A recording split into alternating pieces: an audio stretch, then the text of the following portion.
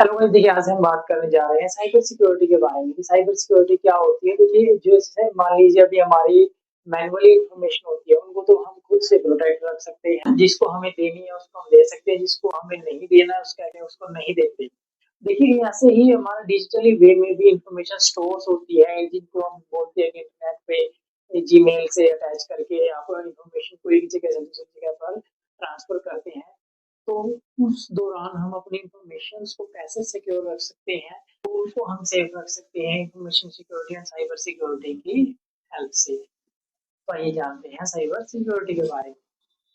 Cyber security is basically the art of keeping computer phones networks and data safe from people who should not have access to them. ये means कि देखिए cyber security आपकी एक art होता है जिसमें हम कंप्यूटर्स को, फोन्स को, नेटवर्क को, डाटा को सेफ रखते हैं उनसे जिनके पास उसका एक्सेस नहीं होना चाहिए। For example hackers, scammers and digital trouble makers.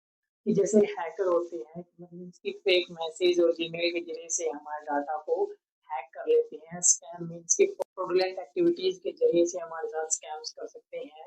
और जो डिजिटल इंफॉर्मेशन का यूज करके हमारे साथ ट्रेबल क्रिएट कर सकते हैं, मीन्स की हमारे लिए मुसीबत खड़ी कर सकते हैं।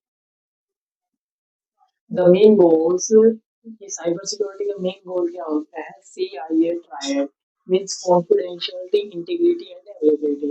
अब कॉन्फिडेंशियलिटी क्या होता है? कॉन्फिडेंशियलिटी वो चीज होती है जिससे कि हमारी इंफॉर्मेशन को कॉन्फिडेंशियल रखा जाए, मींस कि उनको प्राइवेट रखा जाए कि सिर्फ हमें पता हो चीजों को, बाकी किसी को नहीं पता।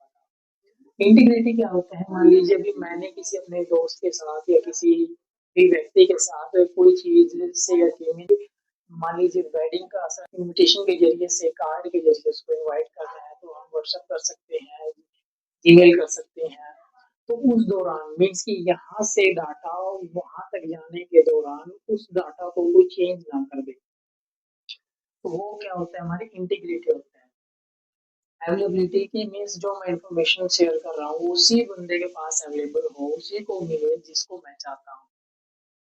तो ये तीनों चीजें integrity, confidentiality, integrity and availability को मेंटेन रखने के लिए, बनाए रखने के लिए हम साइबर सिक्योरिटी का यूज करते हैं। और यही आपका इंफॉर्मेशन सिक्योरिटी भी होता है। टाइप्स ऑफ साइबर सिक्योरिटी की, साइबर सिक्योरिटी में कौन कौन से टाइप्स होते हैं?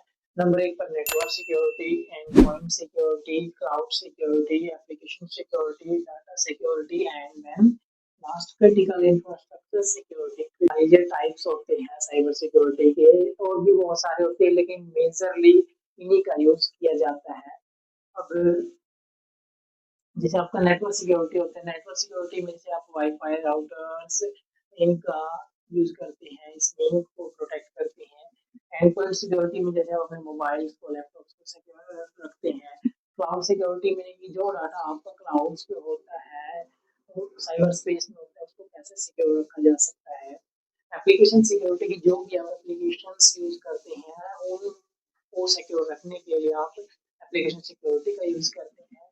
डाटा सिक्योरिटी, डाटा आपका किसी भी प्रकार का रहता है, सभी डाटा को सिक्योर रखने के लिए साइबर सिक्योरिटी का यूज किया जाता है।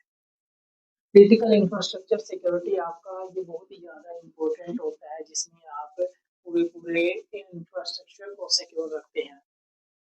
इम्प्लीमेंट सिक्योरिटी पॉलिसीज, अब मान लीजिए इन चीज़ों का तो आपने पता कर लिया, लेकिन इसके अंदर हम क्या करते हैं जिससे कि हमारे डाटा को सिक्योर रखा जा सके। तो उसमें देखिए आपका आता है पासवर्ड कॉम्प्लेक्सिटी।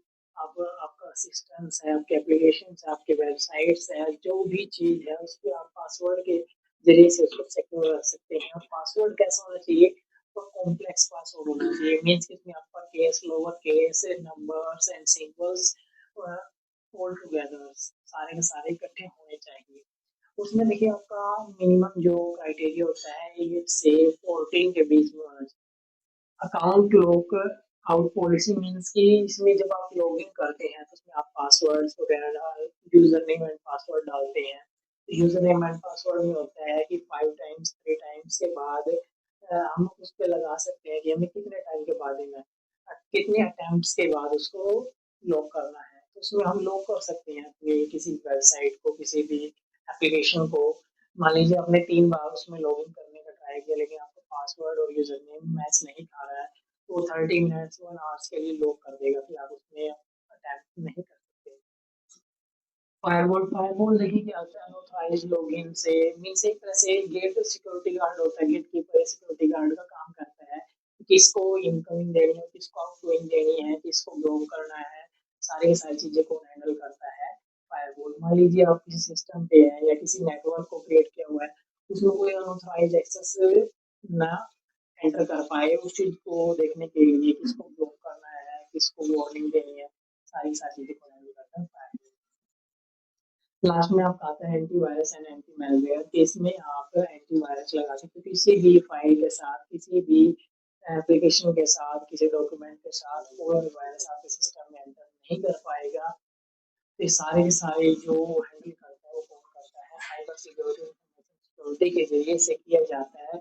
आपके पूरे पूरे एनवायरनमेंट को प्रोटेक्ट करने के लिए इसको यूज किया जाता है।